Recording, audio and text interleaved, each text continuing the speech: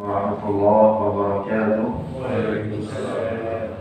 إن الحمد لله نحمده ونستعينه ونستغفره ونعوذ بالله من شرور أنفسنا ومن سيئات أعمالنا.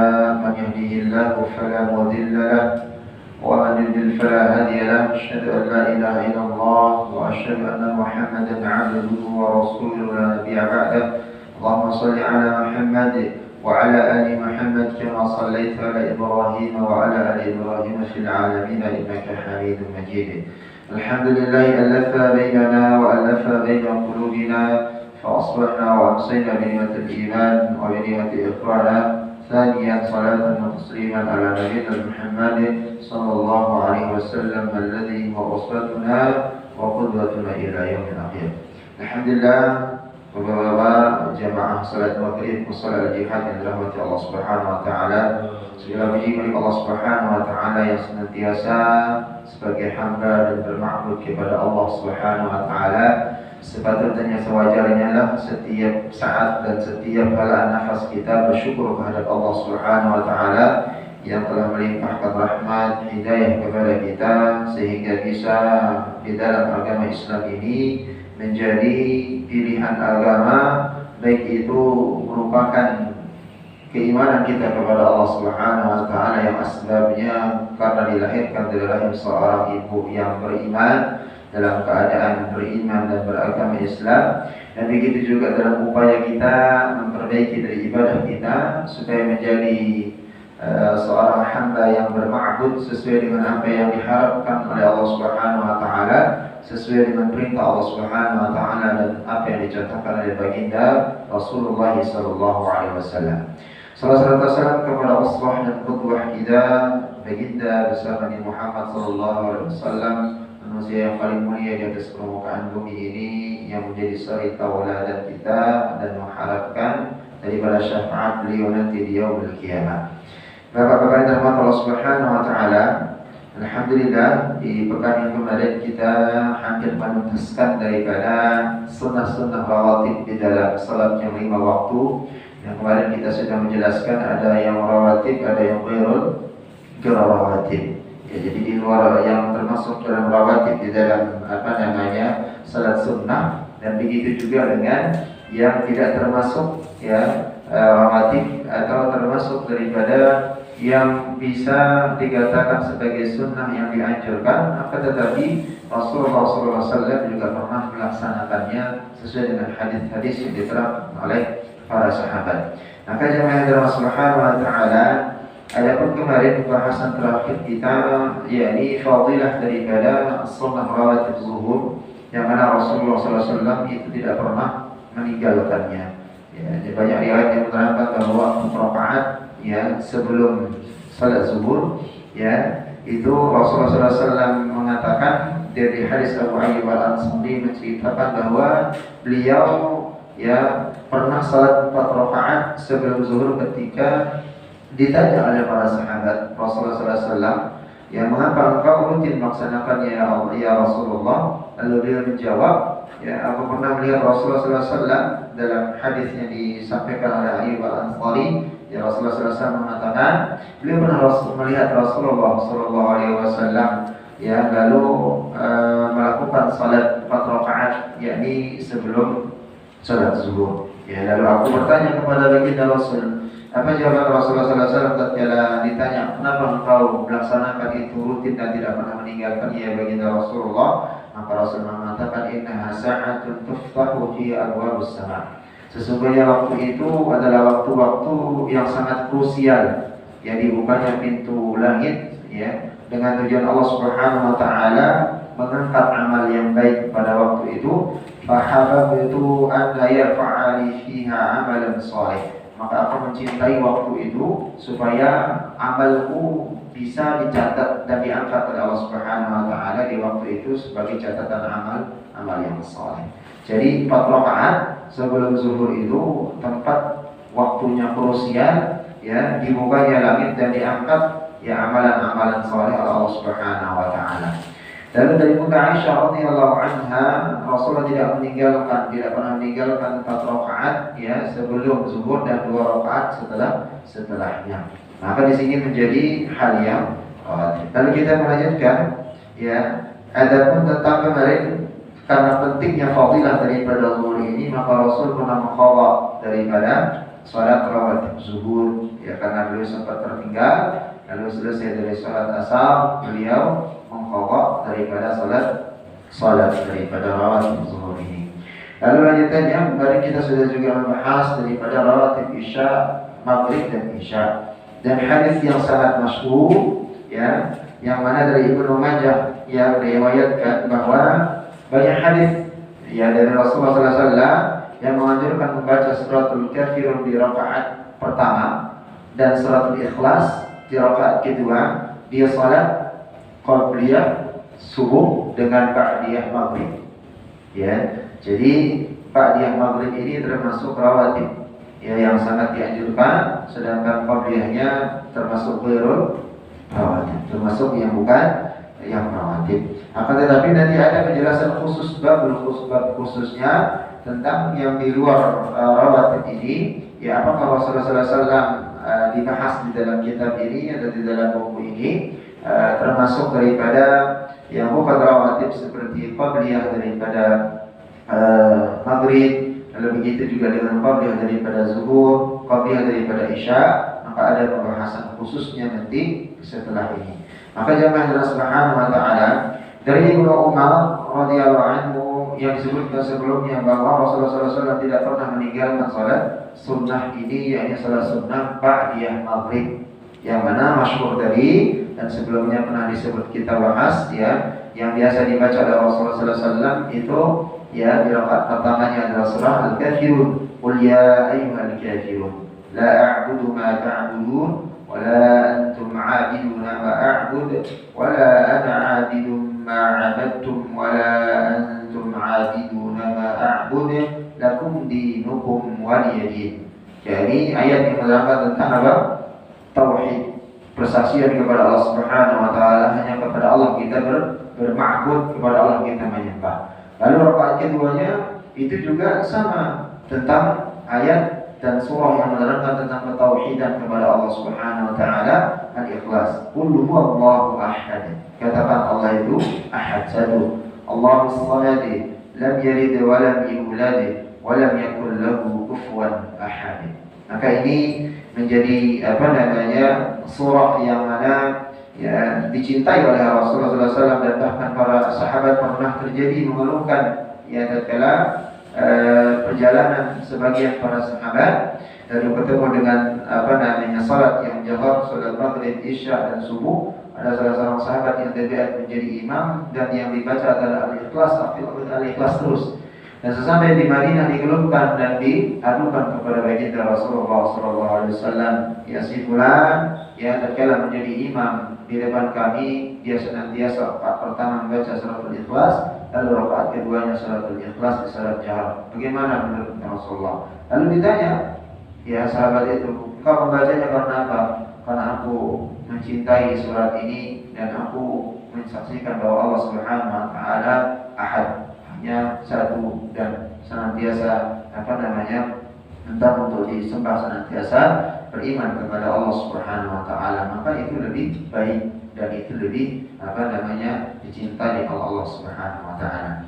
Maka jemaah Allah Subhanahu wa taala, dalam bab yang kita bahas sekarang tentang rawatib maghrib, begitu juga dengan isya, ya. Maka salat isya ini yang termasuk rawatibnya adalah bagaimana melaksanakan, ya, salat isya ini yang diterangkan dalam hadis-hadis di salat 2 rakaat setelah isya atau ba'diyahnya, yang termasuk dari bagian rawatibnya, dan qabliyahnya bukan dari bagian rawatib, sebagaimana hadis yang pernah disampaikan sebelumnya. Dan adapun salat yang termasuk yang ghairul muakkad, ya, yang tidak termasuk sunnah muakkadah, ya. Salah satu sunnah rawatib yang disebutkan sebelumnya adalah sunnah muakkadah, yakni salat sunnah yang belum dijelaskan, atau adalah salat sunnah, ya, yang rawatib yang tidak muakkad, ya. sebagaimana akan dijelaskan, sebagaimana kita sampaikan tadi. Jadi yang termasuk di antara salat sunnah yang ghairul muakkadah, yang tidak menyertai daripada salat yang 5 waktu yang dianjurkan atau yang muakkad, ya, di antaranya adalah 4 rakaat sebelum salat asar, ya. Jadi 4 rakaat sebelum salat asar atau 2 rakaat sebelum salat asar. Maka di sini ba'diyah asar, ya, itu tidak ada. Maka qabliyah asar 4 rakaat dan 2 rakaatnya itu termasuk daripada yang ghairul muakkad, ya, yang tidak menyertai daripada rawatib. Maka di sini ada hadis yang menerangkan bahwa 4 rakaat sebelum asar ini, ya, Rasulullah SAW dari Ibnu Umar radhiyallahu anhu, ya, bersabda, qala Rasulullah sallallahu alaihi wasallam rahimahullahu ra'an shalla qabla al-'asri arba'an. Allah Subhanahu wa taala merahmati seseorang yang salat 4 rakaat sebelum asar. Ya, jadi walaupun dia bukan termasuk ghairul muakkadah, ya, qabla asar, akan tetapi Rasul pernah menyampaikan dari jalan Ibnu Umar, ya, yang menyampaikan hadis ini, bahwa Rasulullah SAW pernah bersabda, rahimahullahu ra'an shalla qabla al-'asri arba'an. Jadi Allah Subhanahu wa taala merahmati seseorang yang salat 4 rakaat sebelum salat asar. Hadis riwayat Ahmad, Abu Dawud, At-Tirmidzi, Ibnu Hibban, Ibnu Khuzaimah. Menurut At-Tirmidzi, hadis ini adalah hadis hasan, yang mana menurut Ibnu Hibban hadis ini adalah sahih. Maka riwayat hadis yang tadi ada 2 pendapat. Yang pertama At-Tirmidzi mengatakan hasan, tapi Ibnu Hibban mengatakan ini sahih. Maka memang sunnah ini, kembali lagi sebagai pembahasan awal kemarin, bahwa salat sunnah ini adalah salat yang sangat krusial, yang dibutuhkan untuk kita untuk menutupi kekurangan-kekurangan yang ada pada salat wajib kita. Baik itu dari gerakan salatnya, tumaninahnya, mungkin bacaannya, ada tidak khusyuk dan yang lainnya. Maka ini yang bisa menutup, ya, daripada kekurangan salat kita 5 waktu ini. Maka sunnah ini sangat sangat luar biasa kemanfaatannya. Adapun dari Ali radhiyallahu anhu meriwayatkan bahwa Nabi sallallahu alaihi wasallam yang melaksanakan 4 rakaat sebelum asar, setiap 2 rakaat mengucapkan salam. Jadi setiap 2 rakaat beliau mengucapkan salam kepada para malaikat yang suci, para nabi dan segenap kaum muslimin. Qala Rasulullah sallallahu alaihi wasallam, baina kulli adzanaini salatun. Antara adzan dan iqamah itu ada salat. Di antara adzan dan iqamah itu ada salat. Ini dalilnya. Nah, sehingga semua daripada salat sebelum yang salat wajib yang 5 waktu itu berarti ada salat yang menyertainya. Ya, walaupun kemarin sudah kita membahasnya atau membaginya menjadi muakkad dan ghairul muakkadah.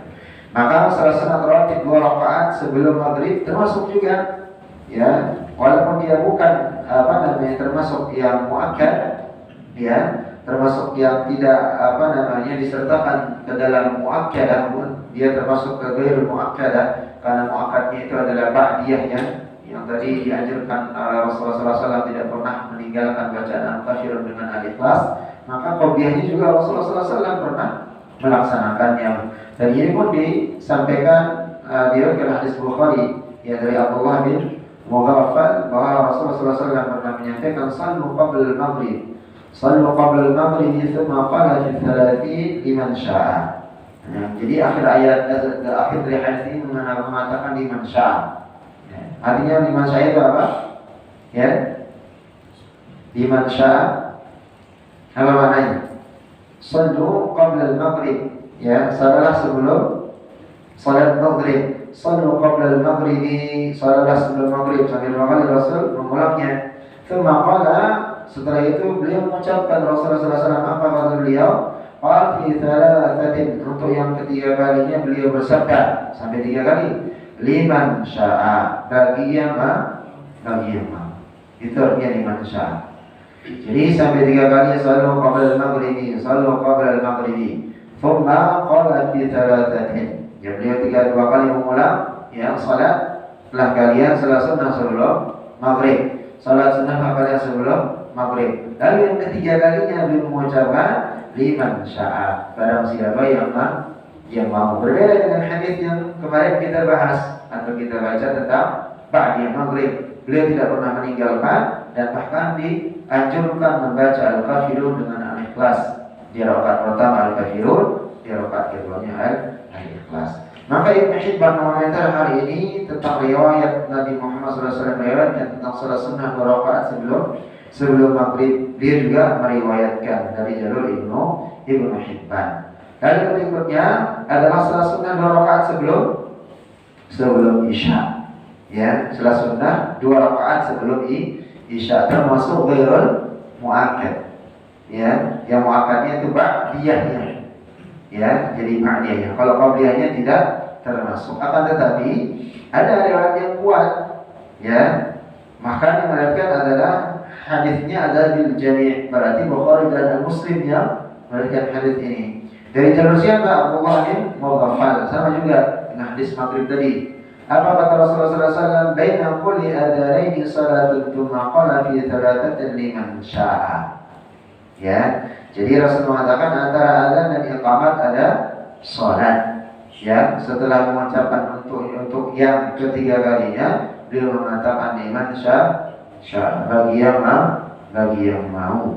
Ya, maka Ibnu Zubair juga meriwayatkan dari Rasulullah SAW, "Ma min salatin mafruḍatin illa wa baina yadayha raka'atani." Tidaklah salat fardu kecuali sebelumnya ada salat dua rakaat. Ini hadis di Ibnu Hibban, riwayat Ibnu Hibban, riwayatnya dari jalur Ibnu Zubair yang meriwayatkan ya dari baginda Rasulullah sallallahu alaihi wasallam. Intinya apa? Intinya jamaah Allah Subhanahu wa taala, imma muakkada atau ghairul muakkada. Ya, Rasulullah sallallahu alaihi wasallam itu melaksanakan kedua-duanya. Ya, akan tetapi ada yang ditekankan, ada yang faedahnya lebih daripada yang lain. Nah, ini yang menjadi pembahasan kita, sehingga kita bisa mengetahuinya dan nanti jangan sampai tetap meremehkan. Karena kembali yang salah sunnah ini ya, sebagaimana Rasul mengatakan liman sya'a, dari bagi yang mau, ya, karena kembalikan kepada hukum asalnya. Ya, mengerjakan yang mendapatkan pahala, yang tidak mengerjakannya tidak berdosa, ya, akan tetapi tidak mendapatkan apa-apa, tidak mendapatkan pahala. Maka ini yang menjadi rujukan. Ya, jangan sampai nanti sebabnya adalah sunnah, ya, alhamdulillah menjadi ghibah atau menjadi ujub atau riya, maka itu menjadi sesuatu yang tidak baik, Pak. Ya, maka kemarin membahas awal kita kenapa fadilahnya salat sunnah ini dianjurkan Rasulullah SAW dan para ulama memberikan penjelasan itu lebih baik dikerjakan di rumah, ya, supaya menghindarkan diri dari riya dengan wujud atau sombong, karena dilihat orang yang soleh, taat banget, salat sunnahnya rajin dan seterusnya. Tapi kalau sudah terlatih, ya, senantiasa dari rumah berjalan, ya, kemarin bab awal yang kita bahas itu jangan sampai lupa. Sebelum berwudu itu perbanyak istighfar dulu sebelum kita bersiapkan ke masjid. Dari sana dan mulai yang akan mempersiapkan ikhlas lillahi ta'ala, istighfar perbanyak, minta ampun kepada Allah dan seterusnya. Dan bahkan kemarin kita sudah membahas tentang berwudu itu di mazhab Syafi'i. Ya, ada yang berpendapat tatkala kita membasuh tangan itu sudah mulai kita berniat apa? Lirafil hadath, untuk mengangkat, membersihkan diri dari hadath. Sebagian ada yang mengatakan kalau orang itu lalai dari mengingat dia tatkala membasuh tangan itu tujuannya wudu itu untuk lirafil hadath, maka wudunya batal. Salatnya juga bisa batal. Jadi jangan ingatnya tatkala membasuh muka saja. Batas saja kan membasuh muka. Tatkala kita akan membasuh muka baru kita berniat nawaitul wudu lirafil hadathil asghari lillahi ta'ala, atau menggunakan bahasa Indonesia atau menggunakan bahasa Sunda, mau bahasa apa saja boleh, tapi di dalam hati. Kalau yang jaharnya menggunakan Arabi, gitu ya. Jadi monggo silakan, mau dijahar silakan, mau disir dalam hati juga silakan. Allah Maha mendengar. Akan tetapi di sini kembali lagi supaya benar-benar kita tujuannya khusyuk itu lirafil hadath, mengangkat daripada kotoran dari badan kita.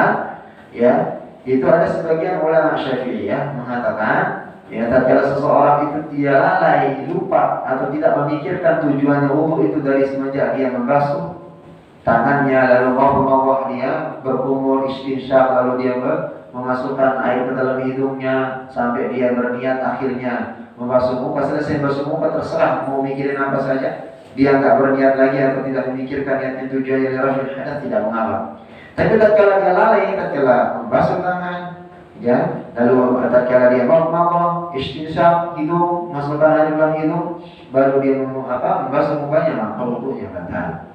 Ada yang berpendapat seperti itu. Ada sebagian juga berpendapat cukup dia mengingatnya tatkala membasuh muka, tatkala berniat nawaitul wudu'a, membasuh muka. Ya, kan tetapi jangan sampai tidak bablas sama sekali. Ya, maka dari sana benar-benar sudah mulai. Ya, dari sholat ini mulai dikondisikan. Maka dari sana kita akan bisa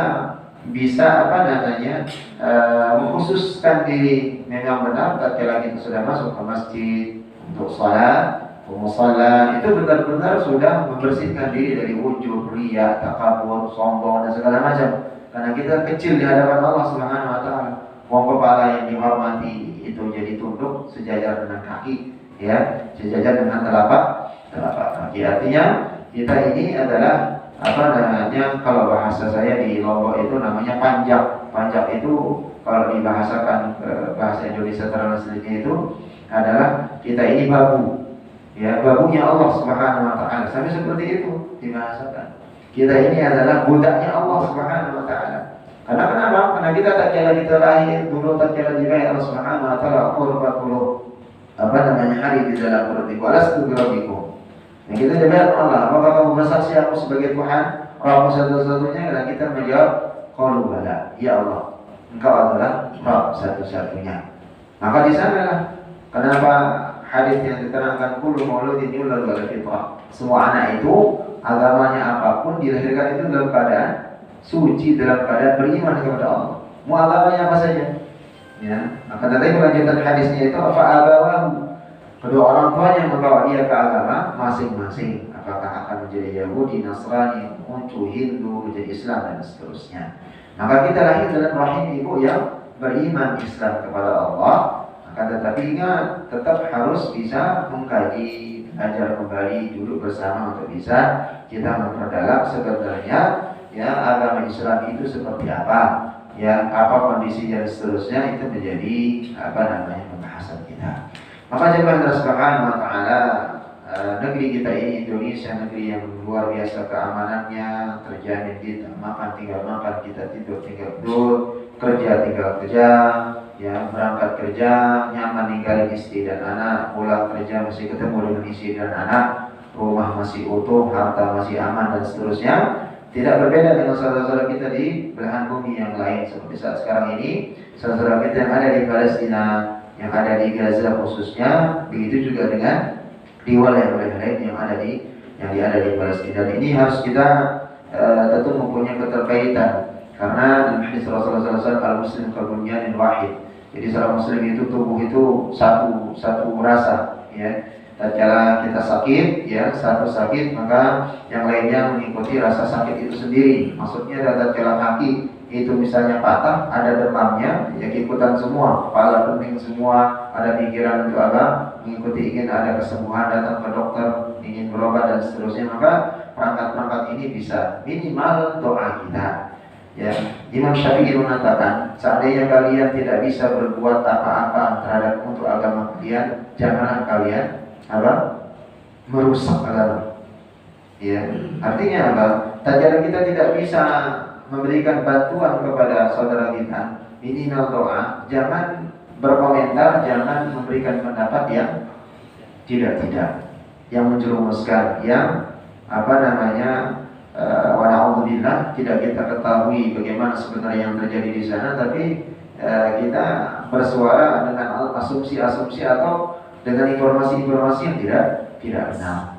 Ya, tetapi didoakan, minimal mendoakan, dan kita memang harus di dalam hati mempunyai rasa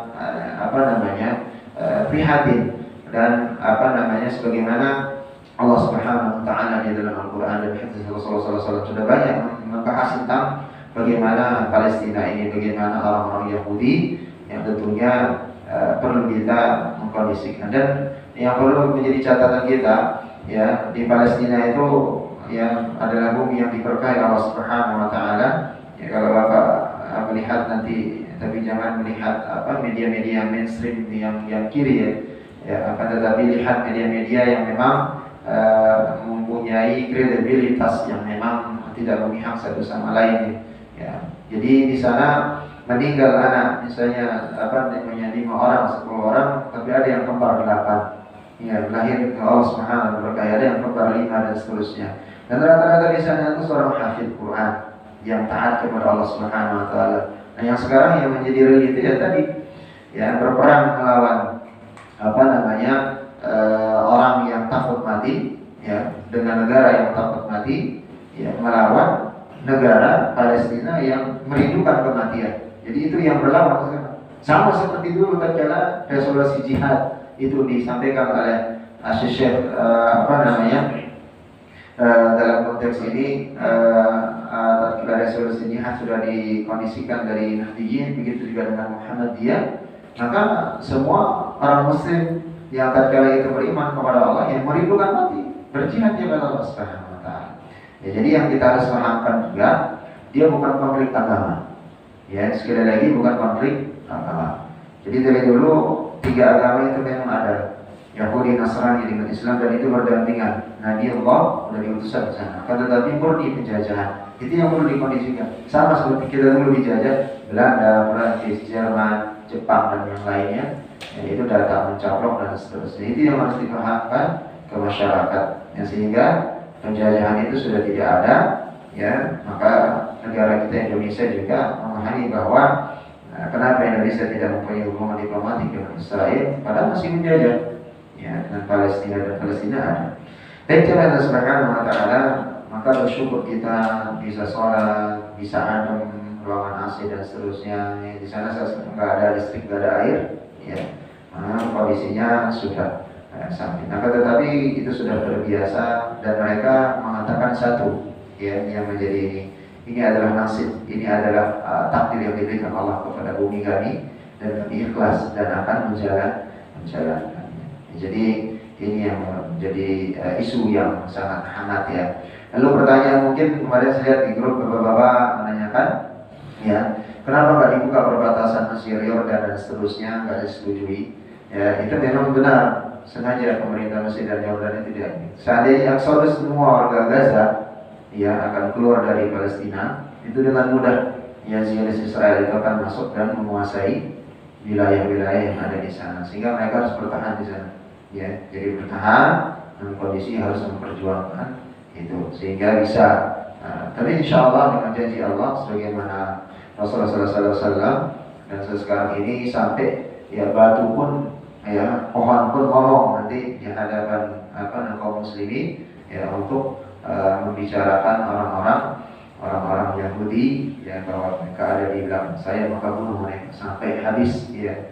Baru di sana Allah Subhanahu wa taala, ya, mengkondisikan kejayaan mereka dan ditumpas kembali oleh Allah Subhanahu wa taala dengan menurunkan Imam Mahdi dan Nabi Isa alaihissalam. Baik, Allah Subhanahu wa taala, kita melanjutkan bab selanjutnya, yakni salatul witr. Ya, salatul witr ini, ya, sebagaimana kemarin pembahasan kita, ya, termasuk daripada di luar, ya, dari salat al-muakkadah, ya. Jadi dia di luar, tergantung daripada waktu, ya, karena witir, suratul duha, tahajud, salat taubat, dan beberapa salat-salat sunnah yang lainnya, yaitu tergantung dengan waktunya, ya, sesuai dengan waktunya. Dan ada witir ini, ya, di dalam fikih sunnah ini saya Sadik menuliskan bahwa keutamaan dan hukum salat witir ini tersendiri, ya, sesuai dengan apa yang disampaikan oleh Rasulullah SAW, yang dianjurkan bahwa salat witir adalah sunnah muakkadah yang dianjurkan oleh Nabi Muhammad Sallallahu Alaihi Wasallam. Adapun Ali radhiyallahu an pernah mengatakan salat witir tidak wajib seperti salat wajib yang lainnya. Sekali lagi, dia tidak wajib, tapi sunnah muakkadah, sunnah yang sangat dianjurkan. Akan tetapi Rasulullah SAW pernah salat witir kemudian bersabda, beliau menyampaikan wahai para pengikat Al-Quran, wahai para penghafal Al-Quran, salat itulah kalian. Allah itu witir, ya, Allah itu ganjil, yuhibbul witir, dan mencintai witir atau mencintai hal-hal yang ganjil. Ada yang disebut di sini tentang ahlul Quran. Kalau dalam hadisnya, ya, di dalam Riyadhus Shalihin, Imam An-Nawawi menyampaikan dalam Kitabul Fadail, al-babul hadath al-babul yahatha ala salatil witr wa bayanu annahu sunnatul muakkadatan wa bayanu waqtiha. Nah, di sini tentang bagian bab, ya, tentang penjelasan salat witir, bahwa hukumnya sunnah muakkadah dan penjelasan tentang waktunya. Nah, hadis yang tadi yang Ali yang sampaikan, an Ali radhiyallahu anhu, ini redaksinya. An Ali radhiyallahu anhu qala, ya, dari Ali radhiyallahu anhu berkata, ya, as-salatul witr laisa biqatamil qasalatil kamthawbah. Maka salat witir ini adalah salat yang disampaikan adalah salat yang tidak seperti salat wajib atau tidak diwajibkan sebagaimana salat wajib lima yang waktu, walakin sunnah, akan tetapi adalah dia hukumnya sunnah. Rasulullah SAW berkata, Rasulullah SAW inna allaha witru yuhibbul witr fa'awtiru ya ahlal Quran. Maka Rasulullah SAW menyampaikan Allah itu witir dan mencintai yang ganjil, yang witir. Maka wahai ahlul Quran, jagalah salat witir. Berarti di sini orang-orang yang terbiasa dengan menghafal, belajar Quran, bukan untuk menjaga hafalannya, dikhususkan witir itu jangan sampai tertinggal, ya, jangan sampai tertinggal. Ada dalilnya, ya. Nah, ini yang kita perlu ketahui. Yang dimaksud witir itu yang mana? Ya, apakah yang tadi 2 rakaat 2 kali salam pertama di rakaat 2 rakaatnya, dan salam yang kedua di satu rakaatnya, ya, dan digabungkan atau sekaligus. Ada yang langsung 3 rakaat 1 kali salam, ya. Maka ini mengenai rakaatnya. Maka Ibnu Umar menyatakan as-salatul laili matna. Salat malam itu 2 rakaat, ya. Maka fa idza khashiya ahadukum as-subha as-salatu raka'atan wahidatan. Jika salah seorang di antara kalian khawatir akan masuk waktu subuh, ya, maka adalah ia salah 1 rakaat sebagai witir penutupnya, ya. Maka tutiru lahu ma qad shalla. Maka Rasul mengatakan, maka adalah dia berwitir penutup bagi salat yang telah dilaksanakan sebelumnya. Maka di sini jamaah dari Allah Subhanahu wa taala, dari Rasulullah sallallahu alaihi wasallam, ya, Rasulullah sallallahu alaihi wasallam itu pernah salat witir itu 13 rakaat, ya, 11 rakaat, 9 rakaat, 7 rakaat, 5 rakaat, 3 rakaat, dan 1 rakaat. Maka tetapi boleh melakukan witir setiap 2 rakaat salam. Ini sudah dalil tadi, ya, as-salatul laili matna. Karena dia termasuk salat malam, qiyamul lail witir ini. Maka diajarkan matna. Boleh melakukan witir setiap 2 rakaat salam. Kemudian 1 rakaat salam. Berarti 3 rakaat maksudnya sih.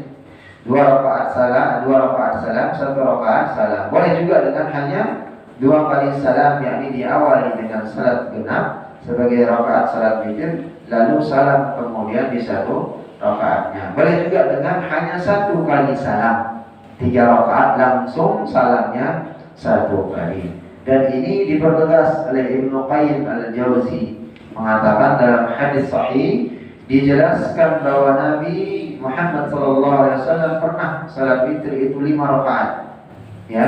Jadi 1 salam, 5 rakaat jadi 1. Ya, jadi 5 rakaat 1 kali salam. Pernah juga beliau 7 rakaat juga 1 kali salam. Ya, seperti hadis Ummu Salamah yang menyebutkan bahwa baginda Rasulullah SAW, ya, itu melakukan salat witir 7 rakaat dan pernah 5 rakaat tidak dipisah oleh salam atau pembicaraan. Artinya maksudnya adalah 5 rakaat 1 kali salam langsung, ya. Lalu 7 rakaat 1 kali salam. Maka di dalam kesehariannya yang paling dekat dan tahu itu Bunda Aisyah radhiyallahu anha. Pernah ditanya, ya, bahwa Aisyah mengatakan Rasulullah SAW setiap sholat malam itu 13 rakaat. Ya, ingat sholat malam 13 rakaat. 5 diantaranya adalah sholat witir dan tidak diiringi duduk tasyahud kecuali di rakaat terakhirnya. Ya, jadi 5 rakaat witirnya. 13 rakaat, 5 diantaranya sholat witir. Berarti qiyamul lail ini berapa rakaat? 8 tambah 5 kan 13. Berarti 2. Karena matna dalil yang kuat. 2 rakaat, 8 ditambah 5 rakaat jadi 13 rakaat. Nah, yang 5 rakaat inilah yang disebut dengan witir. Tanpa duduk, tanpa salam. Gitu ya. Jadi langsung sekaligus ya, dari 5 rakaat itu sekalian salam. Bisa muttafaqun alaih. Nah, jadi semua dari Bukhari dan Muslim dan riwayat yang lain itu meriwayatkan hadis ini muttafaqun alaih. Wallahu a'lam bishawab. Insyaallah nanti di Indonesia kita lanjutkan tentang salat witir ini. Ada beberapa bab lagi yang perlu nanti insyaallah pembahasannya. Termasuk salat witir itu bisa dilakukan di awal waktu, di tengah waktu, di akhir waktu. Begitu juga dengan dalil-dalilnya. Begitu juga nanti di pembahasan selanjutnya tentang bagaimana pelaksanaan dari salat witir ini sesuai dengan apa yang dicontohkan oleh baginda Rasulullah Sallallahu Alaihi Wasallam. Allah bisawab, kita cukupkan sama-sama membaca beberapa hadis. Subhanallah wa bihamdik, asyhadu an la ilaha illa anta, astaghfiruka wa atubu ilaik. Assalamualaikum warahmatullahi wabarakatuh. Waalaikumsalam.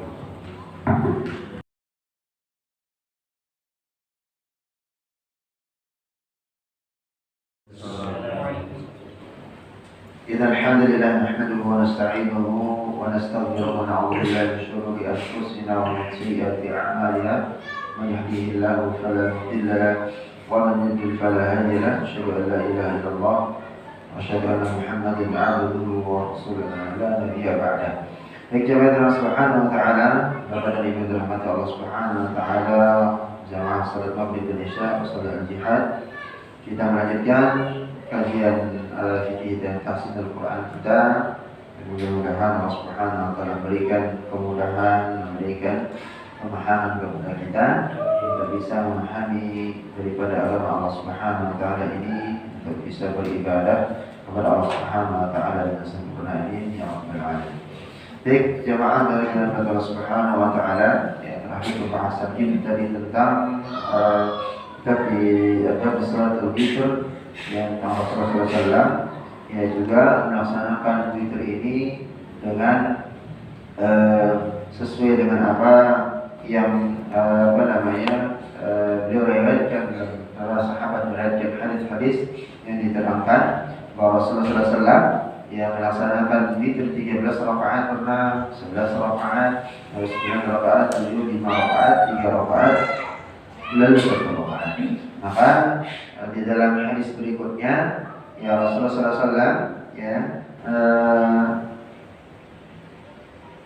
tentang melaksanakan witir 11 rakaat ya, maka dinamakan witir adalah rakaat yang terpisahnya saja. Jadi ini yang tadi pembahasannya ya, tatkala melaksanakan ya, jika melaksanakan 5 rakaat dan 7 rakaat bisa oleh 2 kali salam seperti 11 rakaat ya, maka yang dinamakan witir itu adalah rakaat yang terpisahnya saja ya, rakaat yang terpisahnya saja.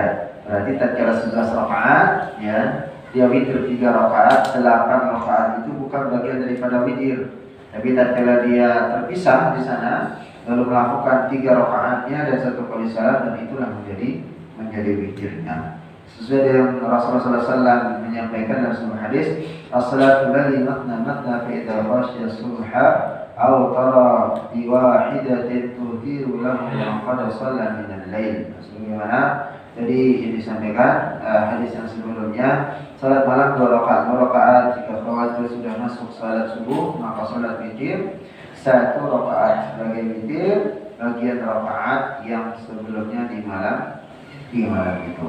Dan ada pun jamaah dalam Allah Subhanahu wa taala apa bacaan tatkala kita melakukan salat witir. Nah, ini ada riwayat ya yang dianjurkan, ada fadilahnya surah apa saja yang dibaca. Ya, maka setelah membaca suratul Fatihah, maka di sini ada riwayat yang disampaikan ya oleh Ali radhiyallahu an berkata, ya setelah membaca ayat suratul Fatihah maka hendaklah membaca ya surah di dalam Al-Quran. Ya, Ali berkata tidak ada sedikit pun dari Al-Quran yang mesti dijauhi. Jadi maksudnya di sini semua ayat dan surah di dalam Al-Quran itu harus dibaca. Tidak ada yang dikhusus-khususkan. Ya, karena itu salat witir dengan ayat Al-Quran yang kamu kehendaki. Boleh dengan membaca ayat apa saja. Ya, akan tetapi jika salat witir itu 3 rakaat, ya dianjurkan membaca suratul A'la. Sabbihisma rabbikal a'la di rakaat pertama. Lalu di rakaat keduanya qul ya ayyuhal kafirun, kembali tentang tauhid. Lalu di rakaat ketiganya Al-Ikhlas, qul huwallahu ahad, Al-Falaq, qul a'udzu birabbil falaq dengan An-Nas, qul a'udzu birabbin nas. Hal ini berdasarkan riwayat ya Imam Ahmad, Abu Dawud dan At-Tirmidzi yang menyatakan bahwa riwayat itu hasan. Ya, maka Aisyah radhiyallahu anha menegaskan kembali. Ya, karena Aisyah yang senantiasa tahu bagaimana Rasulullah SAW itu salat di rumah tentang tahajud dan witirnya. Pernah berkata, qalat, beliau menyampaikan Rasulullah SAW membaca suratul A'la di rakaat pertama. Lalu berikutnya Al-Kafirun di rakaat kedua. Lalu rakaat ketiganya Al-Ikhlas, Al-Falaq dengan An-Nas. Nah, ini diperkuat lagi ya oleh Aisyah radhiyallahu anha sebagaimana tadi. Akan tetapi Ali menegaskan tidak ada satu pun ayat dan surah di dalam Al-Quran untuk dijauhi. Bacalah sekehendak kalian, silakan. Akan tetapi ada yang disampaikan Rasulullah SAW biasakan baca suratul A'la dan Al-Kafirun, Al-Ikhlas, Al-Falaq dengan An-Nas berturut-turut di setiap rakaat pertama, dua dan ketiga. Lalu berikutnya tentang qunut. Adakah doa qunut di saat witir? Nah, ini yang perlu kita bahas juga supaya tidak salah paham ya tentang hal ini. Dalilnya ada yang membaca doa qunut disyariatkan ketika witir atau ketika salat witir. Mana dalilnya hal ini? Berdasarkan riwayat Imam Ahmad. Ahlus Sunan di dalam Ahlus Sunannya, di Sunannya di dalam kitab haditsnya dan yang lainnya. Hasan bin Ali radhiyallahu an, ya Hasan bin Ali, berarti anaknya Ali bin Abi Thalib. Hasan radhiyallahu an, ya mengatakan Rasulullah SAW mengajarkan kepada Hasan. Apa yang diajarkan ya Rasulullah kepada Hasan? Beberapa kalimat yang aku baca ketika salat witir. Allahumma hdini fi man hadait wa afini fi man afait wa tawallani fi man tawallait wa barik li fi ma a'tait wa qini bi rahmatika syarra ma qadait fa innaka taqdi wa la yuqda 'alaik wa innahu la yadhillu man walait wa la yu'izzu man 'adait tabarakta rabbana wa ta'ala wa sallallahu ala nabiyyina Muhammadin. Maka inilah bacaan yang diajarkan Rasulullah SAW kepada Hasan bin Ali dan kepada cucu beliau. At-Tirmidzi berkata hadis ini hasan. Tidak ada hadis tentang qunut yang lebih baik daripada hadis ini. Tidak ada beberapa hadis tentang qunut, tapi inilah hadis yang paling baik kata Imam At-Tirmidzi. Ya, maka derajatnya dia hasan. Adapun Imam An-Nawawi berkomentar mengatakan, apa kata beliau? Sanad hadis ini sahih. Ini madhab Syafi'i. Karena An-Nawawi terkenal, dia bermampu di madhab Syafi'i. Tidak ada kata beliau At-Tirmidzi mengatakan tadi ini hadis derajatnya adalah hasan. Ya, tidak ada hadis tentang qunut yang lebih baik daripada hadis ini yang dari Hasan bin Ali. Tapi An-Nawawi berkomentar sanadnya adalah sahih. Ya, Sahih. Ibnu Hazm sendiri tidak mengomentari hadis ini. Ia hanya berkata, meskipun ini tidak bisa dijadikan rujukan, kata Ibnu Hazm, Tetapi kami tidak menemukan hadis lain, hadis dhaif lebih aku sukai, ya kata beliau, daripada pendapat seseorang sebagaimana yang dicap oleh Imam Ahmad bin Hanbal. Jadi hadis dhaif itu yang lemah itu masih lebih bagus ketimbang perkataan orang, ya. Karena bisa saja ada riwayat yang mutawatir atau yang lainnya. Maka di sini dikatakan Imam An-Nawawi ya derajatnya adalah sahih, ya. Itu pun yang dianut oleh sebagian para sahabat seperti Ibnu Mas'ud, ya Ibnu Musa, Ibnu Abbas, ya Anas, Hasan Basri dan yang lainnya. Allah besar. Jadi ini bacaan-bacaan tatkala kita witir dan begitu juga dengan kunutnya. Kapan dilakukan doa kunut? Ada dua. Kalau selama ini kan kunut itu kita ketahui tatkala apa? Selesai ruku ya. Tatkala akan selesai inilah sami Allah wa liman hamidah sujud ya. Baru kita kunut. Ternyata sebelum ruku itu juga Rasulullah SAW melakukan kunut. Sebelum ruku, bukan setelah ruku. Sebelum ruku. Jadi selesai membaca ayat Quran, sebagian ayat Al-Quran, langsung membaca doa kunut. Hanya dibedakan dengan takbir. Contohnya kita baca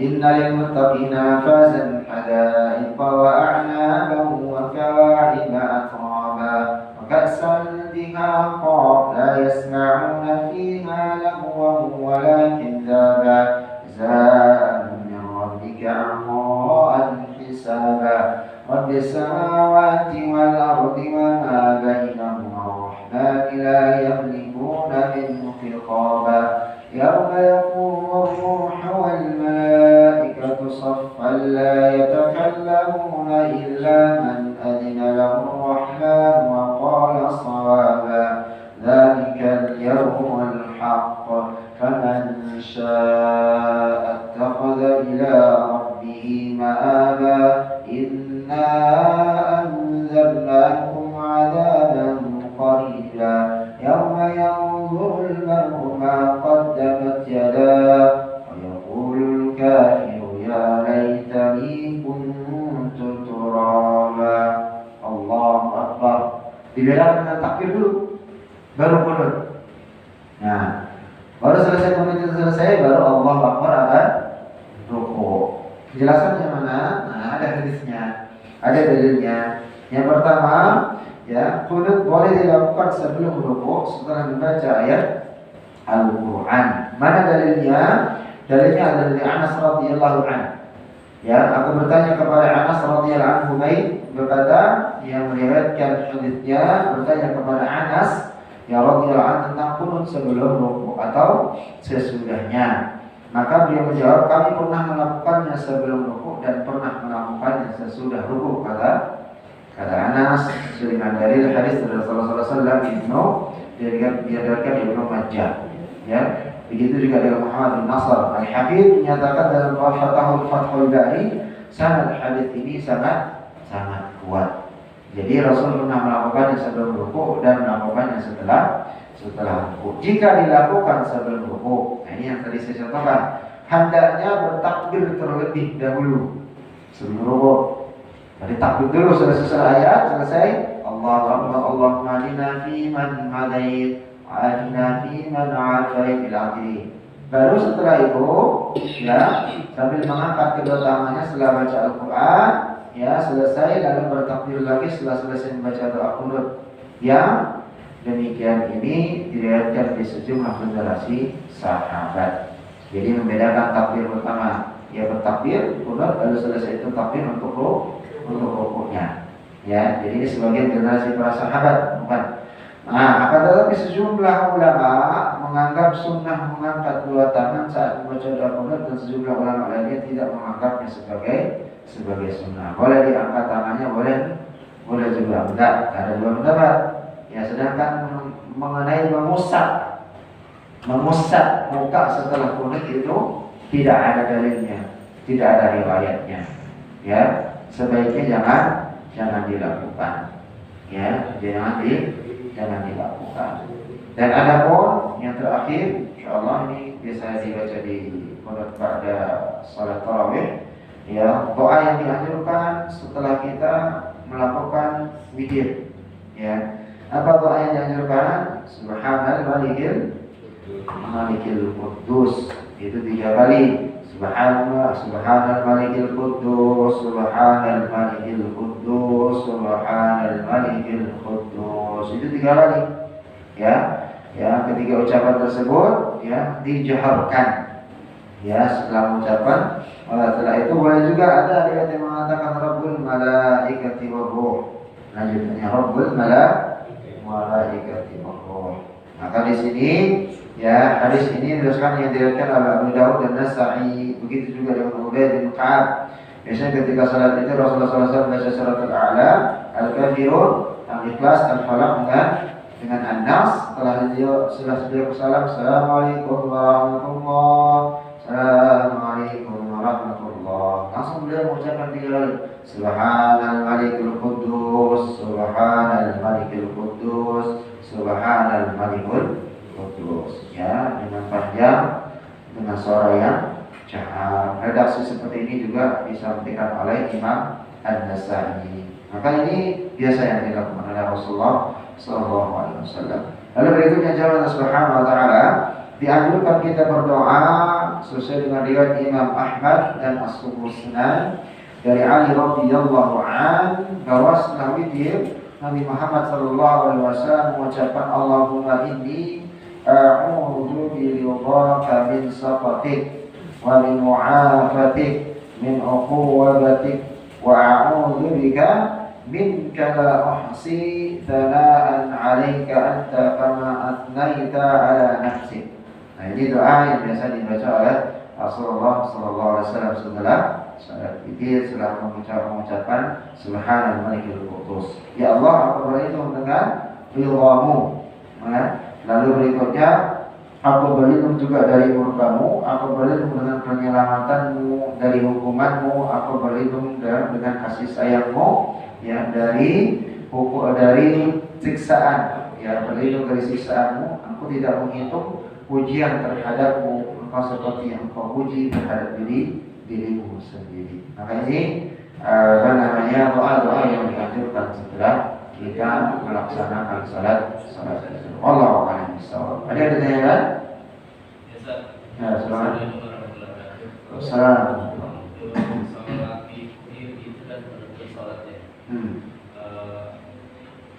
Lazimnya kan biasanya mengiringi yang lain sholat tarawih. Itu boleh nggak sholat witir aja, karena mungkin kita ngantuk atau apa gitu Di waktu Ramadan apa biasa? Oh, ini biasa. Iya. Ini tanya soalnya nggak salat witir aja, nggak salat bersama dengan yang lainnya. Iya. Iya. Kan kalau yang lain kan setelah kita tidur ya. Iya. Entah itu sebentar atau tengah malam atau menjelang fajar ya. Baik. Jadi pertanyaannya adalah boleh witir saja tanpa qiyamul lail? Jawabannya boleh. Ya, minimal qiyamul lail itu dengan witir. Ini masa 2 rakaat, 3 rakaat atau yang lain. Nah, pelan-pelan nanti baru kita ditambah, ya, dengan 2 rakaat. Karena sesuai dengan hadis tadi, salat malam itu matna 2 rakaat, salam, 2 rakaat, salam. Nah, ketika kita melakukan dia 3 rakaat, 1 rakaat ataupun 5 rakaat, 7 rakaatnya, maka dia bagian daripada bagian witir. Dan itu yang dicintai oleh Allah Subhanahu wa taala, mencintai yang ganjil. Sebagaimana tadi riwayat dari Aisyah radhiyallahu anha mengatakan, min kulli lailatin qad awtara Rasulullah sallallahu alaihi wasallam min awal laili wa awsatihi wa akhirih fantaha witruhu ila sahab. Ya, jadi ini Aisyah langsung mengatakan, beliau mengatakan kadang-kadang min kulli lailin qad awtara. Ya, beliau Rasulullah sallallahu alaihi wasallam kadang-kadang Rasulullah sallallahu alaihi wasallam setiap malam itu melaksanakan witir, kadang-kadang di awal malam, ya, min awal lailah aw wasati, atau di pertiga malam, di pertengahan malam beliau kadang-kadang juga, aw di akhirih, ya, atau di akhir malam, Ya, fantaha witru ila sahar. Maka sedangkan kebiasaan akhir beliau adalah beliau mengakhirkan witir hingga tiba waktu subuh atau waktu sahur. Mengakhirkan waktu terakhirnya di witirnya itu menjelang waktu sahur. Jadi awal malam ya pada isya, insyaallah silakan kira-kira kalau tidak khawatir akan kebablasan tidur atau tengah-tengah malam sepertiga malamnya atau di akhirnya akan sahur ya atau menjelang daripada akan salat subuh. Lalu berdasarkan kesepakatan para ulama, salat witir ini dijadikan akhir dari salat malam. Jadi catatan itu. Jadi kesepakatan para ulama ya salat witir ini adalah akhir daripada salat malam. Tatkala kita sudah salat witir berarti sudah tutup salat yang lain. Ya, tetap salat yang lain aktivitas ya, isya dan seterusnya. Selesai isya kita witir berarti sunnah-sunnah itu sudah tertutup dengan witir. Ya, sebagaimana hal ini berdasarkan hadis dari Ibnu Umar radhiyallahu anhu mengatakan, "Ij'alu akhir salatikum bil-laili witr." Jadikanlah akhir salat malam kalian adalah salat witir. Gitu ya. Lalu pertanyaannya, tatkala kita salat witir ba'da isya, bolehkah kita salat malam nanti tatkala qiyamul lail? Maka tadi penjelasannya tatkala sudah terjedakan dengan tidur, ya kita bangun, maka boleh kita salat malam lagi. Jadi salat tahajud. Tapi kalau harus witir lagi nggak perlu lagi karena sudah witir sebelumnya, gitu ya. Jadi yang menjadikan itu tatkala kita tertidur. Jadi jangan nanti pada isya salat witir, selesai witir salat lagi. Iya, atau enggak salat apalah begitu, salat apa dan seterusnya, enggak. Kalau memang masalah taubat, masalah yang lain, salat sunnah yang lainnya, ya maka selesaikan dulu, baru ditutup dengan witirnya. Jadi jangan nanti witir duluan baru menjalankan salatnya. Kecuali dia tidur, menjedakan dengan tidurnya dan terbangun dengan berniat salat qiyamul lail atau salat malam. Kenapa dia melakukan witir pada isya? Khawatir, ya sebagaimana Umar bin Khattab itu menjaga witirnya, ya sesekali beliau melaksanakan setelah isya karena takut itu bablas, dia tidak melakukan witir. Maka di sini menjadi sebagaimana pernah yang didawamkan oleh Sultan Hamid II yang terakhir dari kerajaan Ottoman, ya penguasaan dari Turki Utsmani. Itu tatkala salah seorang datang kepada beliau, ya bahwa malam-malam beliau bekerja, ya saking letihnya itu terlupa dengan berselawat kepada Rasulullah SAW. Jadi sebelum beliau tertidur itu beliau selawat kepada baginda Rasulullah sallallahu alaihi Muhammad wa ala alihi Muhammad. Selalu itu ya berselawat. Nah ternyata datang salah seorang pedagang kepada Sultan Hamid, ya dengan mengeluhkan tentang hutangnya. Dia mengatakan Sultan Hamid itu berhutang kepadaku. Ya ternyata apa hutangnya? Ya itu Fasal itu tangan kanannya Sultan Hamid ini mempersilahkan masuk pedagang ini. Ya, ternyata dia menceritakan apa kamu wahai rakyatku atau wahai anakku biasanya memanggilnya, sesungguhnya engkau berhutang kepadaku. Heran Sultan Hamid, hutangnya apa? Tak pernah melihat orang ini, tak pernah. Ternyata dia bercerita tadi malam aku berdoa kepada Allah Subhanahu Wa Taala, ya Allah lunaskan hutangku. Ya mudah-mudahan setiap malam dia karena berutang cukup banyak, lunaskan hutang, memberikan kemudahan dan seterusnya, berikan jalan keluar, ya karena takut dengan riba dan sebagainya. Setelah dia tertidur, ya dia bermimpi. Mimpinya apa? Ketemu dengan baginda Rasulullah Sallallahu Alaihi Wasallam. Ya apa pesannya? Karena kamu punya hutang, kalau kamu ingin lunas hutangmu maka mintalah ya dilunasi oleh Sultan Hamid karena dia semalam ya tidak mengucapkan salawat kepadaku, panggil kepada Hamidi. Hamidi itu dikatakan adalah Hamdi. Hamidi itu adalah kekasih atau dikatakan sebagai kekasih atau orang yang dicintai. Nah itu yang disampaikan kepada Sultan langsung tertegur. Benar semalam dia lupa karena kecapean. Dikasih langsung uang apa dikatakan sampai 5 kali berkali-kali.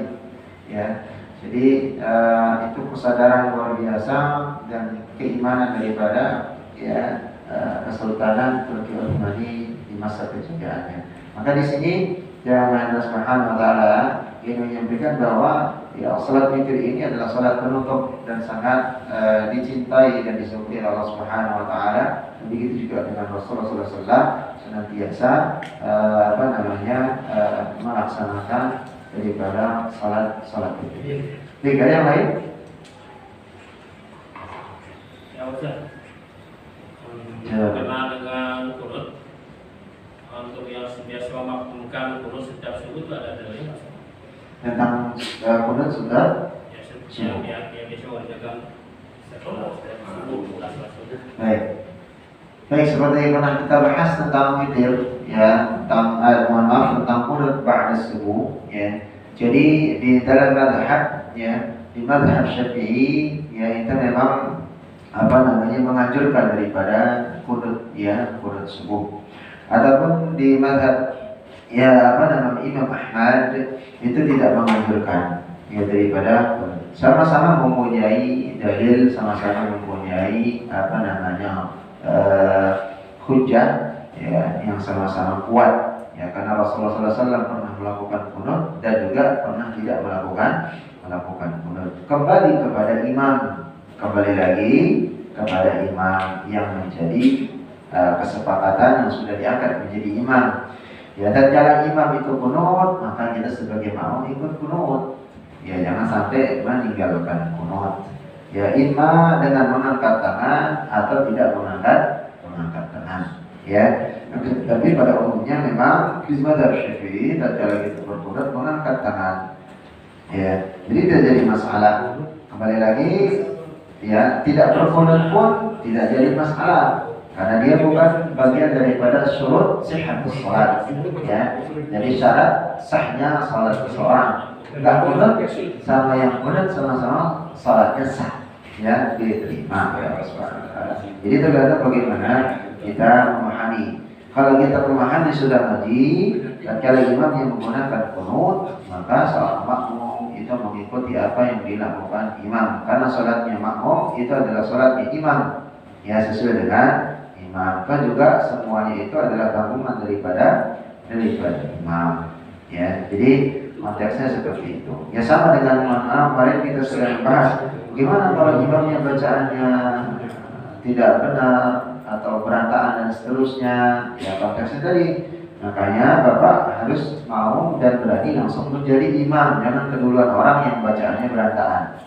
Tapi kalau sudah terlanjur bacaannya berantakan dan seterusnya, kalau sampai parah dan seterusnya, boleh kita munfarid, mundur, sholat sendiri. Atau tapi kalau masih dia misalnya khafi, ringan dan seterusnya, ya tadi fungsinya sholat sunnah yang bisa menutupinya, ya, pahala sholat sunnah yang bisa menutupinya. Maka jangan meninggalkan daripada, ya, muakkadah, ya, rawatib sunnah yang muakkadah itu, sehingga bisa memberikan tambahan daripada pahala sebagaimana dalil yang pertama kemarin tentang salat sunnah itu.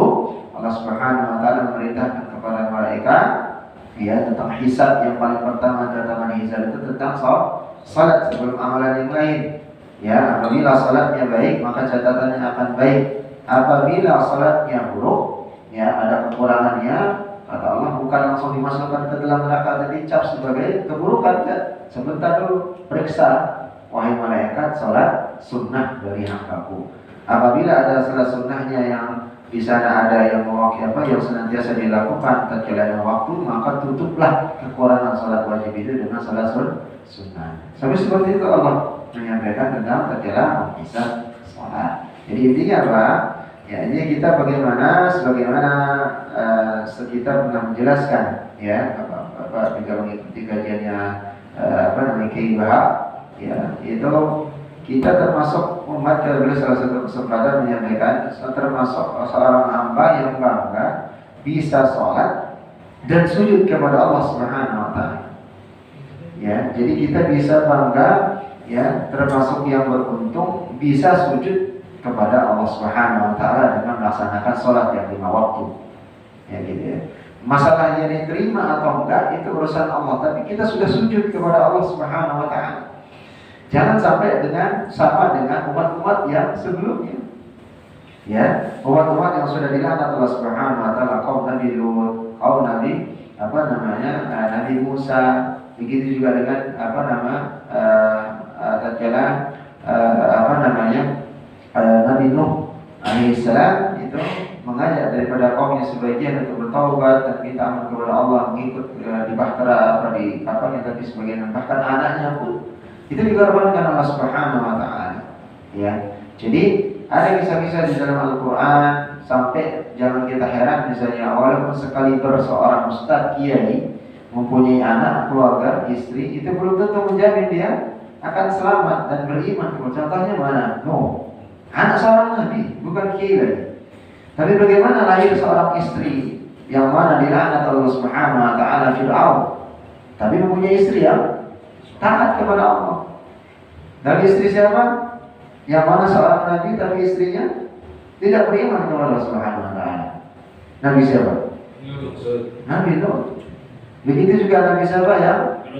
Tatkala suami seorang nabi yang menderita kusta, ya, tatkala dia ditinggalkan oleh istrinya tatkala sakit, ya, maka itu seorang nabi, istri nabi. Pilihan Allah. Nah, tidak boleh kemungkinan kita ini siapa? Ya, walaupun kiai, ustaz dan seterusnya, maka betul-betul tatkala musyrik mengatakan iman itu tidak dapat diwarisi dari seorang hamba yang bertakwa. Walaupun dia bertakwa, taat kepada Allah, seorang bapak, ibu, belum tentu anaknya itu bisa diwariskan ketakwaan itu. Maka kita meminta kepada Allah supaya menjadikan anak, keturunan, istri itu menjadi orang yang saleh dan saleh. Karena hidayah takwa itu hanya Allah yang memberikannya. Dengan cara apa ya tadi? Bapak ibu memberikan nasihat, berikan contoh yang baik, perkataan yang baik, biasa dengan hal-hal yang baik, mengerjakan ketaatan kepada Allah, dilihat, dibiasakan, ya anak-anak kan begitu minimal. Tapi kalau dilepas begitu saja anak kita, biarin aja, baru umurnya SMA, nggak apa-apa, nggak sholat, masih bolong-bolong, biarin aja. Anak perempuan sekali menikmati, saya juga dulu lebih bandel dari dia. Ya, walau paling pulangnya cuma jam 9 doang, nggak apa-apa anak perempuan. Biarin. Udah lama-lama kebablasan. Temennya, lu nggak seru kan? Kalau nggak merokok, lu nggak seru kan? Kalau nggak nyemen, kasih obat dikit. Ya karena narkoba dikit, hancur. Nah ini awal asal dari kehancuran anak-anak kita. Karena kita cuek membiarkannya, gitu ya. Maka jangan subhanahu wa ta'ala nasihat untuk pribadi saya dan begitu juga dengan jamaah, bahwa jangan sampai menyepelekan hal-hal apalagi yang wajib, apalagi mungkin sekedar yang disunnahkan, yang biasakan kepada anak-anak, membiasakannya dan seterusnya. Ya mohon maaf, ada sebagian dari teman-teman yang kajian yang saya malam di teman-teman kajian sunnah, ya itu mungkin karena teman-teman ini bertaubat di tatkala beliau menemukan kajian sunnah, di bertaubat, ya benar-benar hijab, melepas semuanya. Tapi ternyata walaulah anak-anaknya ternyata mungkin dia perspektifnya seperti dirinya nanti juga akan paham sendiri, nanti akan kita inikan, luruskan dan seterusnya.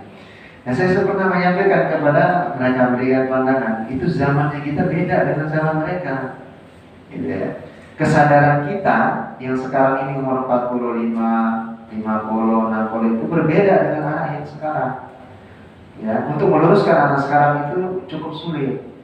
Ya, maka saya sering menemukan anak-anak remaja yang frustasi.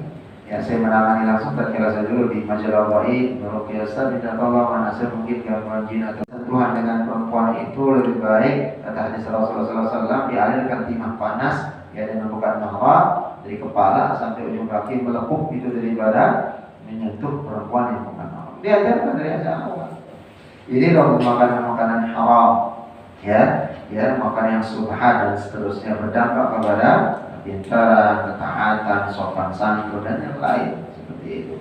Ya, jadi ini yang menjadi kehati-hatian kita. Ya sama dengan kemarin dengan pertanyaan tentang kita asuransi dan yang lain. Ya tatkala kita asuransi jiwa, setelah saya buka-buka kembali beberapa rujukan, ya memang ya tadi sebagian besar di ulama salafus saleh itu mengharamkan. Haramnya kenapa? Satu, tatkala kita hilang ketawakalan kita kepada Allah, itu saja sebenarnya intinya. Karena kita mengasurasikan nyawa kita khawatir nanti tatkala kita kan tujuan asuransi supaya terjamin anak saya kehidupannya, istri saya, harta saya terjaga. Nah, tatkala kita yakin dengan asuransi itu, kata para ulama salafus saleh yang kajian di sunnah itu, ya, itu karena hilang ketawakalannya kepada Allah. Ya, itu penyebabnya satu sebenarnya, hilang ketawakalan. Ya, tatkala hilang ketawakalannya maka itu menyebabkan dia haram. Tapi kalau tidak ada di dalam yang unsur riba, hulu, penipuan dan yang lain, contohnya yang dihalalkan, ya jadi ijma para ulama itu ta'awun. Ya, asuransi kita mengumpulkan dana, ada saudara kita dalam kondisi kekurangan atau musibah, kita berikan itu, maka itu boleh. Jadi itu dianjurkan, gitu ya. Tapi kalau sudah ketawakalan kita hilang, berpindah kepada benda, yang tadi khawatir misalnya nanti anak saya, padahal Al-Quran sudah nahnu narzuquhum wa iyyakum, kata Allah. Sesungguhnya aku yang memberikan rezeki kepadamu, anak istrimu, keluargamu, bukan kamu.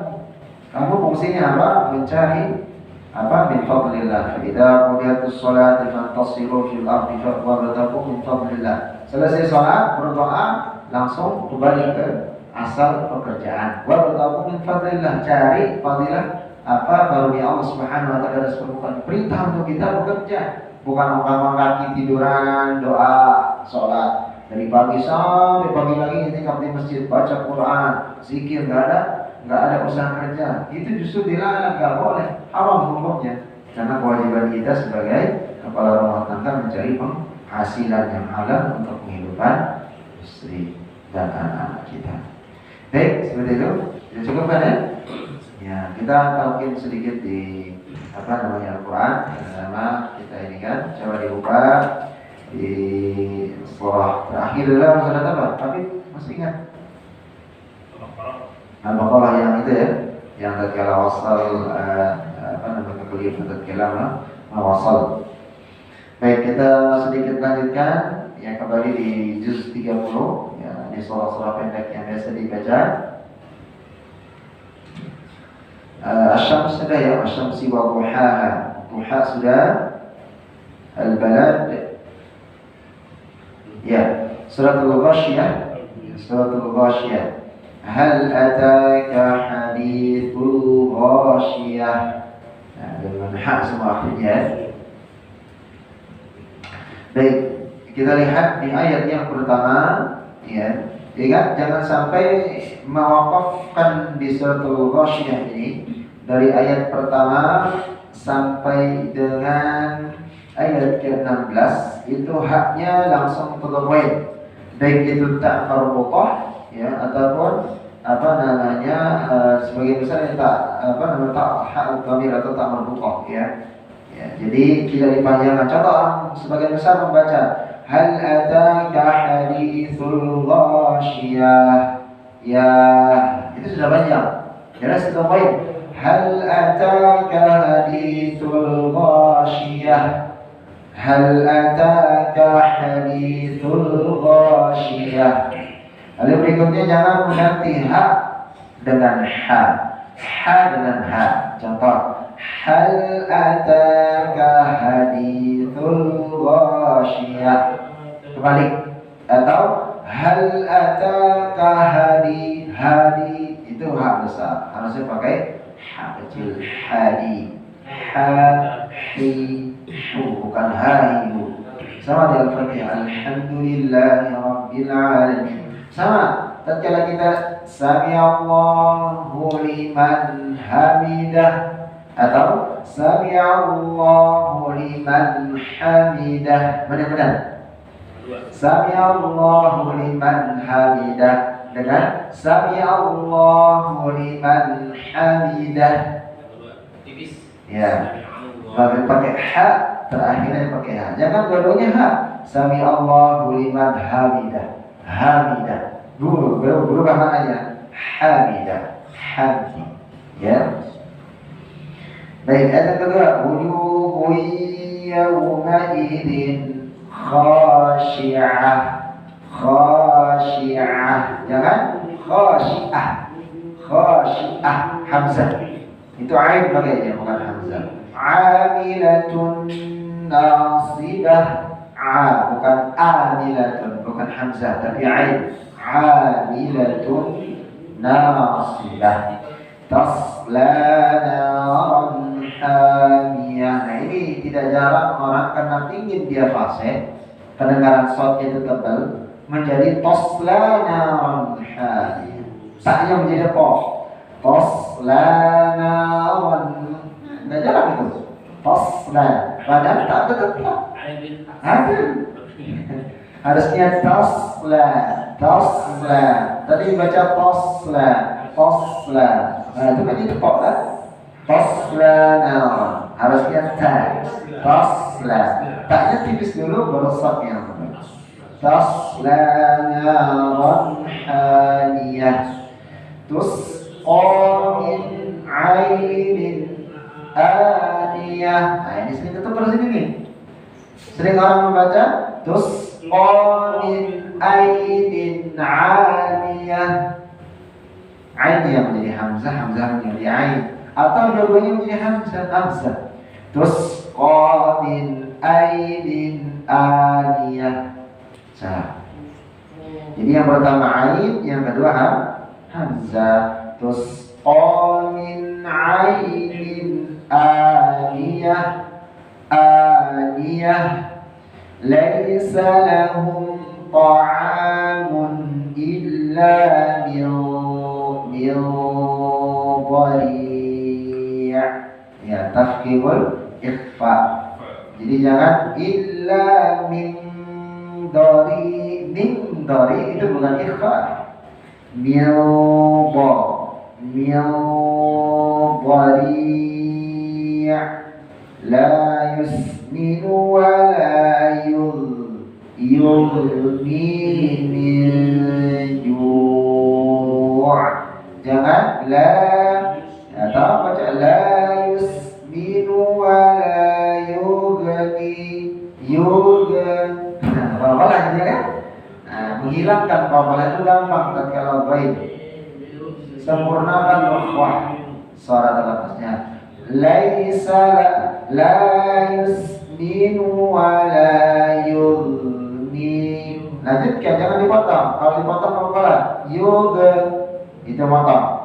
Tapi tatkala dia disempurnakan yughni langsung benar. Yughni ghairil maghdub.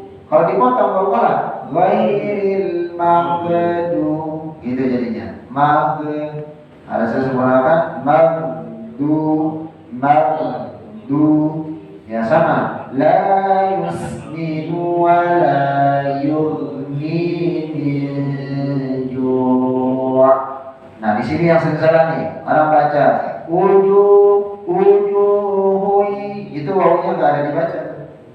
Kalau baca wujuhui yauma idzin na'imah, itu enggak baca wawu.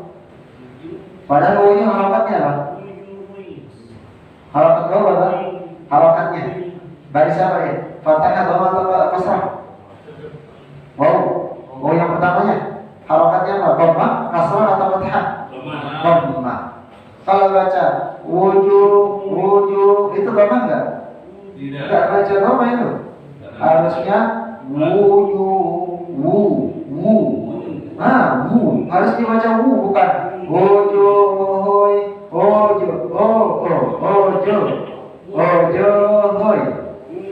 harusnya kan mau apa?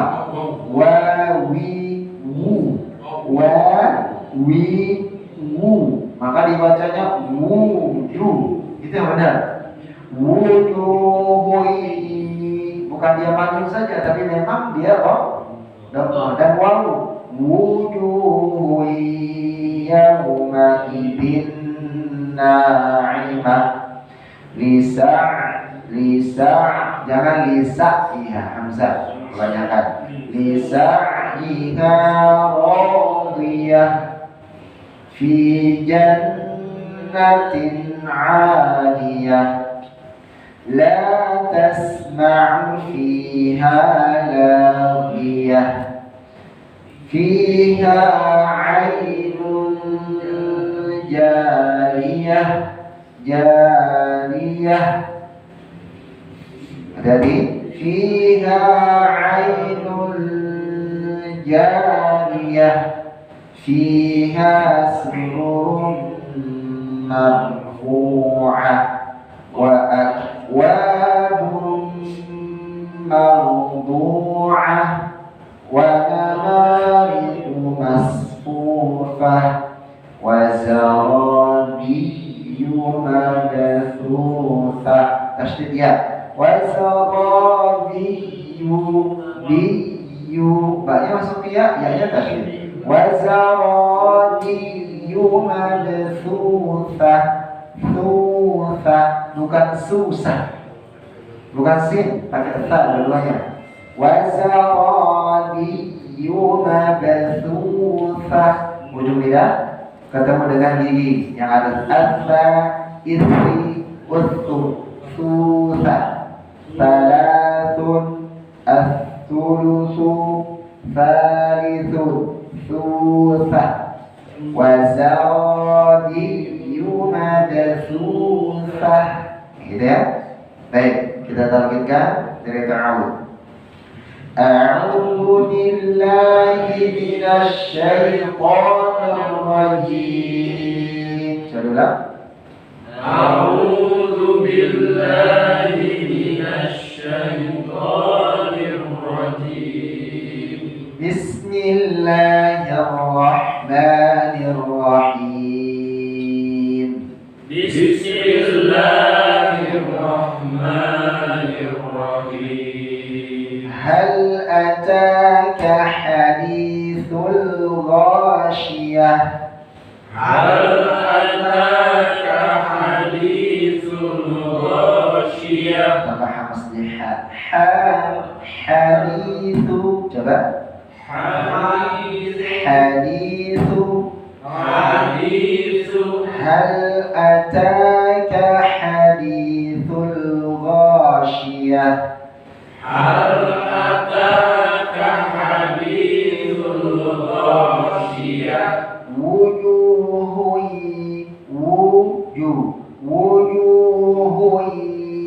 yawmaidin khashi'ah. Wujuhun yawmaidin khashi'ah. Ya, hati-hati, sabar menahan di irgham di gunnah. Wujuhun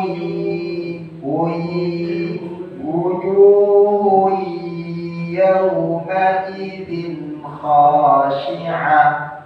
Wujuhun yawmaidin khashi'ah. Amilatun nasibah.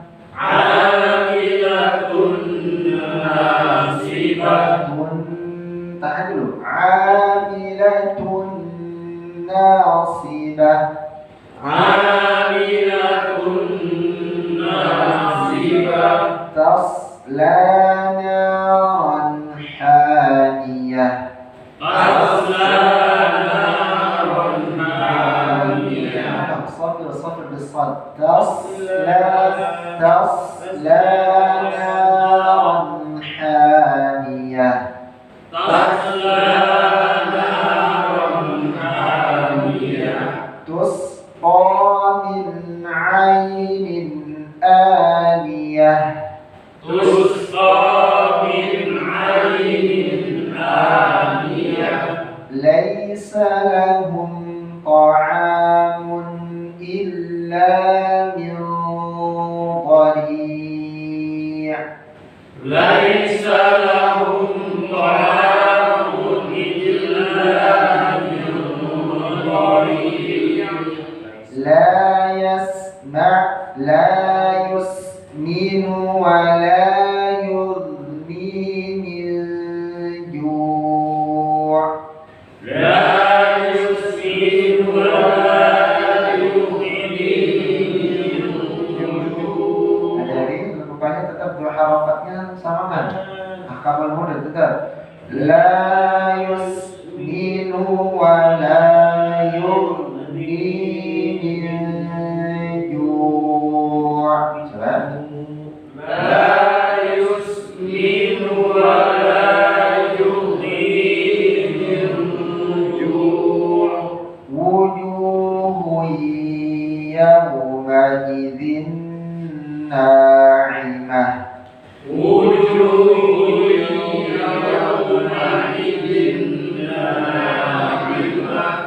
Lisa'yiha radiyah.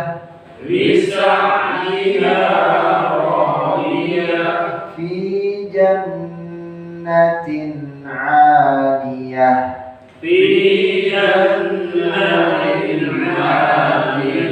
Baik, coba 4 orang sebelah sini. Ya, sebelah sini nanti semua.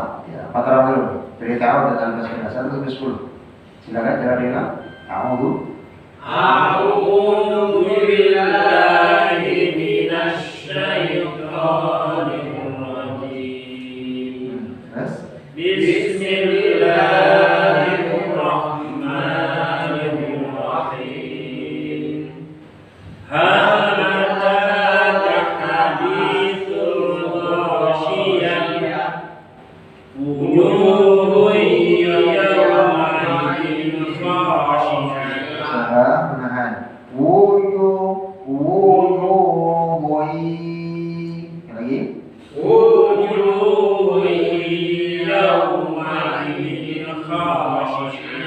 Terus.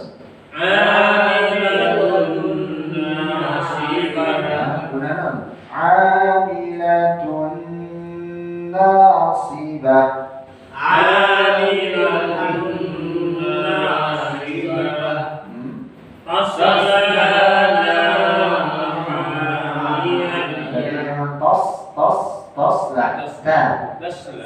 Tasla naran hamiyah.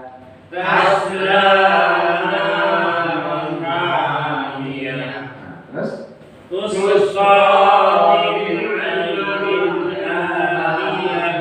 Sempurnakan hamzah sin. Tusqa. Jangan. Tusqa jangan. Tusqa min ainin aniyah. Lagi.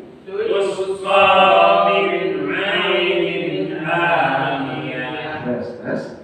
Laisa lahum ta'amun illa min dhari'.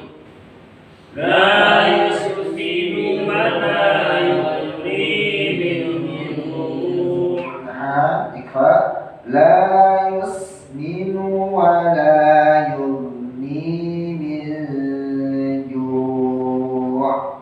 La yusminu wa la yughni min ju'. Terus.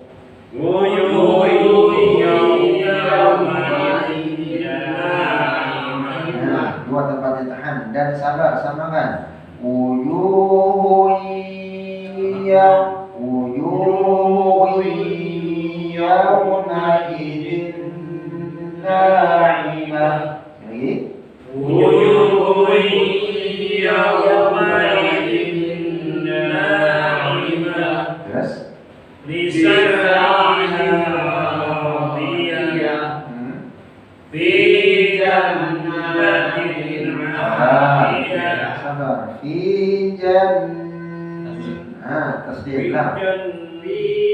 1, 2, 3. Fi jannatin 'aliyah. Cukup, insyaallah. Silakan dari Pak Taufik sampai Kirin. Silakan ta'awud. 1, 2, 3.